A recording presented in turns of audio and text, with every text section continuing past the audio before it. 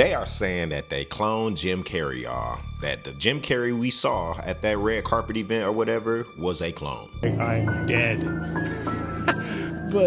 And I made mistakes, and I was like a novice, but I felt a lot of love. And now, perhaps you've seen the video where Jim Carrey was at this red carpet event, or allegedly Jim Carrey, and there were some striking differences between the figure we saw and the person we know Jim Carrey to be.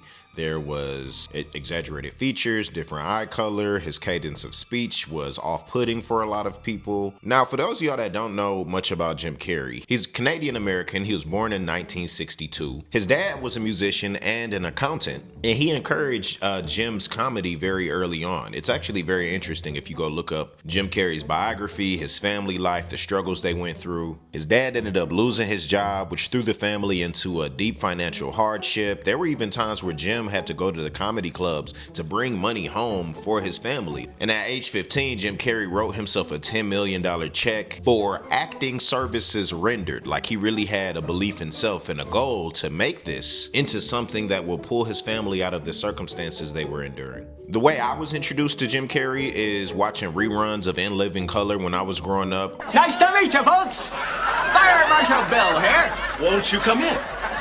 Don't mind if I do. Also, the movie The Mask, that was really popular. Okay.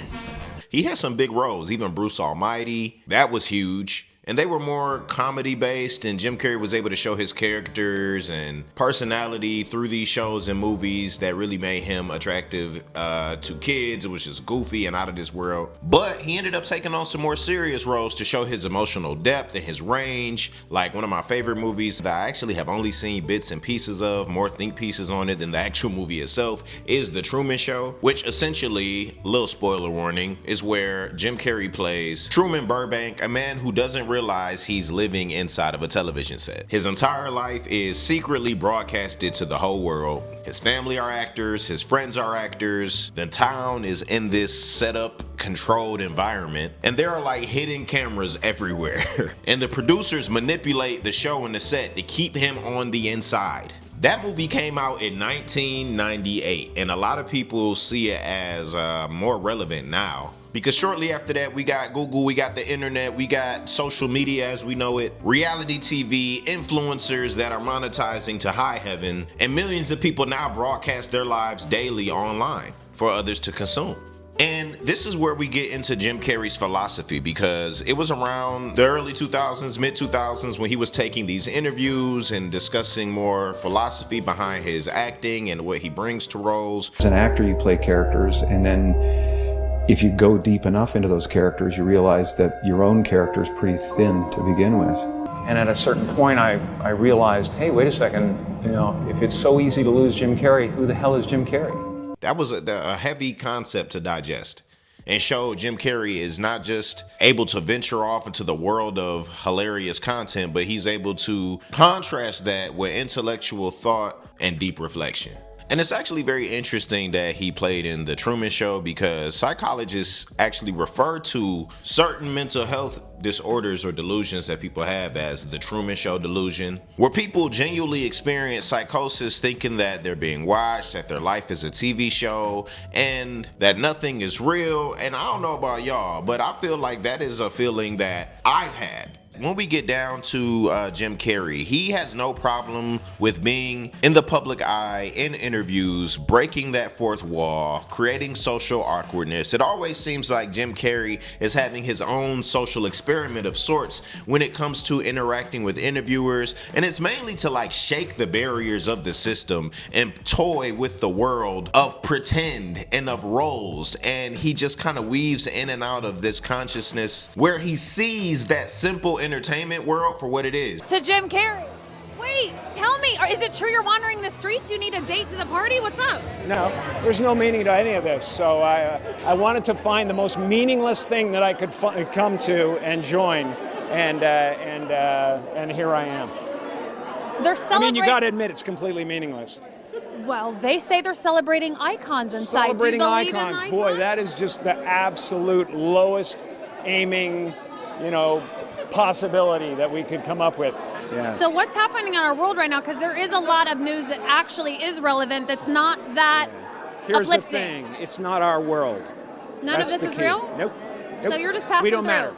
We don't matter. Oh, wow. There's the good news. Okay. And you could see the giddy amount of joy that he got out of that sometimes. But then there were other times where he was exposing some of the dark forces, the elites, the weird behaviors that they do that we're all coming to understand and find out about now. This could be him putting on an act, doing a social experiment. This could be a Kanye situation where when he came out about his trainer, Harley Pasternak, who could threaten to put him on a Psych 5150 hold. Like, we have celebrity examples that have been clearly infiltrated by Hollywood handlers such as Ye, Britney Spears. I did a video on Lil Nas X. I still haven't heard much about him. I got to check on him because it's just been very quiet. When a celebrity has a certain cadence and shows up to the world on socials a certain way, and then all of a sudden they stop, then you see somebody like Lil Nas X, who was walking around naked in Hollywood and then put on a Psych 5150 hold, and then he's in gowns in court with a certain charge being levied against him, and we can't ask any questions. We're just supposed to take TMZ's word at face value when we know TMZ is the feds. And if you don't know that and that's a shock to you, I implore you to just go and look that up and verify that yourself. Like, hey, I gotta talk as if certain things are already assumed to be known, because at this point we don't have time. You gotta keep up. But then it makes you ask the question, if this Jim Carrey individual was not in fact Jim Carrey, what would be the motive behind it?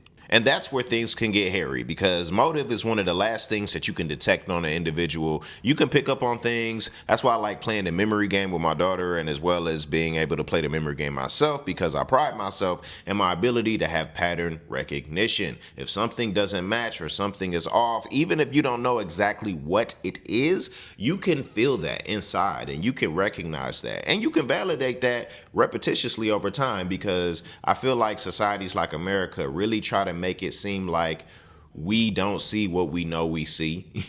And then we get gaslit, and then you're in the media cycles, and then you're looking to these places you're supposed to trust for answers when you have an intuition about what isn't the case. Sometimes just looking at the lies being presented or the falsehood being presented opens up a whole world of possibilities for what motive could be as well.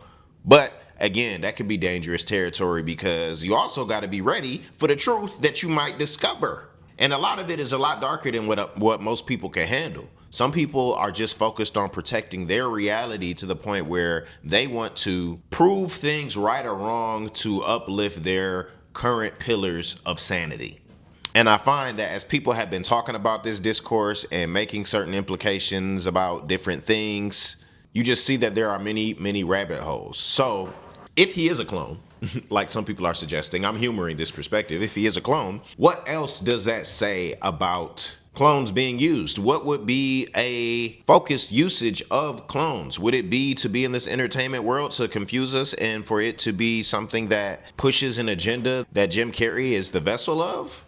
Or would that have deeper implications of what those usages could be, and this would be something that isn't worth all the hype and time? Unless it was some distraction tactic that we're supposed to just all be drawn to emotionally, figuring out the answers to as if it mattered on a larger scale. I'm not exactly sure, but I know that Jim Carrey has given enough value and enough of his philosophy for his thoughts to be mapped out and trajected. And if something doesn't match, that pattern is a lot easier for me to recognize and resonate within myself, and to not buy into the fear-mongering implications of if this was some type of weird Hollywood hoax. I don't know. It doesn't seem like there's any clear answers on it. People that know Jim Carrey have been coming out, kind of aiding in the conspiracy, saying things like, yeah, that couldn't have been Jim Carrey because I'm with him right now, and this is what he looks like. Look at the jawline. Look at the eyes. Look at it. You know what I'm saying?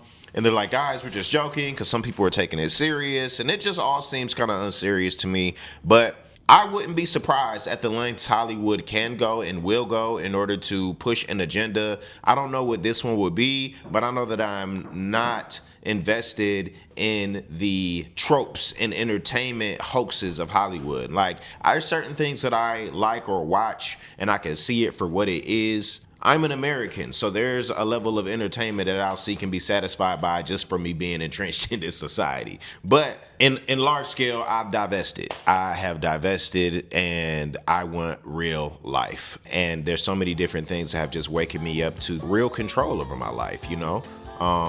Where my food comes from, what I decide to put in my body, how I take care of myself through exercising, meditation, good reading material. I make music, so just like putting out positivity and good vibes in the world and for myself and creating. Expanding on more of those things. That's what it's all about. Loving my family, raising my daughter, getting free from this system and having to rely on a physical place of employment to live my life in the free expansion of which I wish to. Putting my children in a place where they can be free, where they don't have to sift through all of the webs and lies of our system that try to comfort us and keep us and soft sell us slavery. I want them to have the freedom to think with their truest selves, to answer the question of who are you, and not having a hesitation in their response. And that isn't defined by anything that this culture places immense value on. That's what I want for myself, my family, and anybody else I love. And I want that for you if you want it for yourself, but hey, everybody's path is different.